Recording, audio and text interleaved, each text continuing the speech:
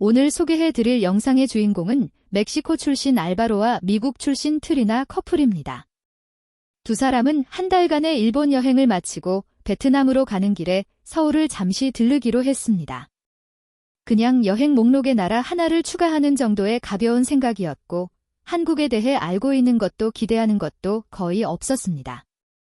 하지만 불과 48시간이 지난 뒤 이들은 완전히 달라진 마음으로 서울을 떠났습니다. 집에 돌아가서는 한국 바비큐 식당을 찾아다니고 헬스장에서 K-팝을 들으며 운동하고 틈만 나면 K-드라마에 빠져 지내게 됐다고 합니다. 단 이틀 만에 말이죠. 과연 이 짧은 시간 동안 두 사람에게 어떤 일이 있었던 걸까요? 서울에서의 특별한 48시간, 지금부터 함께 따라가 보시죠. 서울에서의 첫날 아침, 두 사람이 가장 먼저 발걸음한 곳은 남산타워였습니다. 1971년 한국 최초의 TV 라디오 송신탑으로 세워진 이곳은 이제 서울 어디에서도 올려다볼 수 있는 상징적인 랜드마크입니다. 해발 480m 남산 정상의 우뚝 선 타워 전망대에 오르면 서울 시내 전체가 360도로 장엄하게 펼쳐집니다. 인구 1000만이 넘는 거대한 도시임에도 불구하고 서울이 온통 산으로 둘러싸여 있다는 사실이 두 사람에게는 큰 충격이었습니다. 런던, 뉴욕, 파리 등 세계 유명 도시들은 대부분 평지 위에 펼쳐져 있지만 서울은 북한산, 관악산, 남산 등 크고 작은 산들이 도시를 감싸고 있어 어느 방향을 봐도 현대적인 고층 빌딩과 자연산이 함께 어우러진 독특한 스카이라인을 보여줍니다. 한국인에게는 너무나 익숙한 풍경이지만 외국인에게는 전혀 처음 보는 신기한 도시의 모습이었습니다. 오후에는 두 사람에게 예상치 못한 특별한 체험이 기다리고 있었습니다. 바로 K-팝 댄스 레슨이었습니다. 그들은 강남의 댄스 스튜디오를 찾아 BTS의 다이너마이트 안무를 배우기 시작했고 강사로부터 뜻밖의 이야기를 듣게 됐습니다. 아이돌이 되기 위해서는 하루 12에서 16시간씩 수년간 연습을 버텨야 무대에 설 수 있다는 사실, 그 치열한 노력과 집착 덕분에 K-팝이 세계적인 문화로 자리 잡을 수 있었다는 것입니다. 자원이 부족한 한국이 사람과 문화를 수출 상품으로 키워낸 것, 그것이 단 70년 만에 세계적인 경제 대국으로 성장할 수 있었던 비결이라는 점까지 두 사람은 K-팝 하나를 통해 한국의 깊은 면모를 느끼게 됐습니다. 저녁이 되자 두 사람은 숙소 근처 골목을 걷다가 작은 흑돼지 삼겹살 식당을 발견했습니다. 구글 리뷰는 거의 없지만 네이버 후기는 좋은 현지인들 사이에서만 알려진 동네 식당이었습니다. 외국인 손님도 거의 찾아오지 않는 곳이었지만 이 선택이 결국 서울 여행 전체의 인상을 바꿔놓았습니다. 사장님은 직접 고기 부위별 특징을 친절하게 설명해 주었고 구워 나오는 흑돼지 삼겹살은 입안에서 감칠맛이 가득 퍼졌습니다. 하지만 음식의 맛보다 더욱 큰 감동은 따로 있었습니다. 식당 직원들은 처음 보는 외국인 손님에게 계속해서 선물을 내밀었습니다. 열쇠고리, 간식 디저트는 물론 마지막에는 직접 정성껏 만든 특별한 한 입까지 챙겨주며 그들을 극진히 대접했습니다. 관광객이 거의 오지 않는 골목 식당에서 이렇게 따뜻하게 대해주는 모습은 두 사람에게 한국의 정문화를 그대로 보여주는 순간이었습니다. 흑돼지 삼겹살 자체도 제주도 특산물로 쫄깃하고 풍미가 깊었지만 기억에 남은 것은 고기 맛보다 함께 나눈 따뜻한 마음이었습니다.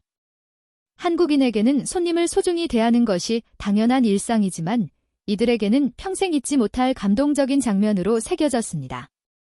둘째 날 아침, 커플은 경복궁으로 향했습니다. 1395년 조선 왕조가 세운 이 궁궐은 서울 한복판에 600년 넘게 자리를 지키고 있습니다. 매일 오전 10시와 오후 2시에는 수문장 교대식이 열리는데 전통 복식을 갖춘 수문장들이 북소리에 맞춰 의식을 진행하는 모습은 마치 시대를 거슬러 올라간 듯 웅장하고 정겹습니다. 또한 경복궁은 한복을 입으면 무료 입장이 가능한데 이 정책은 외국인들에게 늘 놀라움을 선사합니다.